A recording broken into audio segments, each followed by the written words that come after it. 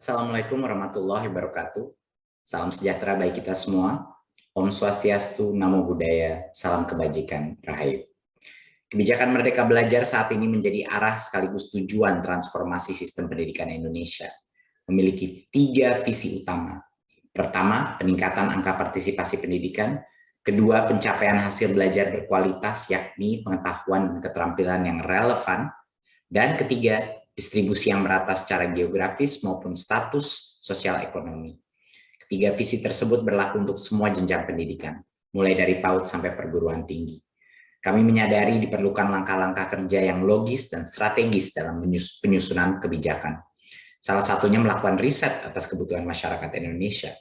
Dengan riset, kami dapat mengetahui sampai tahun 2020, tren partisipasi pendidikan di Indonesia cenderung menurun, seiring semakin tingginya jenjang. Di jenjang SD, angka partisipasi pendidikan mencapai 99,26%, 95,74% untuk jenjang SMP, dan 72,72% untuk jenjang SMA.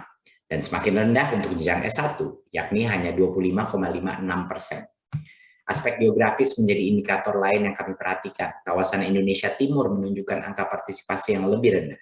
Contohnya adalah Papua, yang menjadi satu-satunya provinsi dengan tingkat partisipasi di jenjang SD dan SMP yang masih berada di angka 80%. Padahal provinsi lain sudah mencapai lebih dari 90%. Kemudian dengan mengingat globalisasi yang semakin tidak dapat dibendung, kita tidak hanya memikirkan tantangan di tingkat nasional. Saya sering membahas tentang rendahnya capaian skor PISA Indonesia dibandingkan negara lain. Capaian tersebut menunjukkan masih kurangnya kemampuan literasi dan numerasi anak-anak kita, dan kurang efektifnya metode pembelajaran kita selama ini karena tidak mampu melatih dan fokus kepada daya pikir kritis. Hasil penelitian tersebut menjadi dasar kami menentukan 3 tujuan prioritas bagi payung kebijakan Merdeka Belajar. Ibu dan Bapak hadirin yang saya hormati, riset berperan sangat penting sebagai landasan penyusunan kebijakan publik yang dapat menjawab kebutuhan masyarakat saat ini dan membantu mempersiapkan diri untuk tantangan di masa depan. Saya apresiasi sebesar-besarnya upaya yang telah dilakukan oleh RISE sebagai mitra Kemendikbudristek untuk mendorong riset kebijakan di bidang pendidikan. Keempat, riset RISE yang akan dipaparkan hari ini, saya yakini akan membantu kementerian dan dinas dalam mengevaluasi kebijakan yang telah diterapkan. Hasil evaluasi itu akan menjadi pegangan untuk penyusunan aturan dan kebijakan yang lebih tepat sasaran. Selain itu, riset di tingkat daerah juga sejalan dengan gagasan desentralisasi dan otonomi pendidikan, yang juga merupakan esensi Merdeka Belajar. Kami memberikan kemerdekaan kepada pendidik dan institusi pendidikan untuk mengembangkan metode dan lingkungan pembelajaran yang sesuai dengan konteks budaya daerah masing-masing.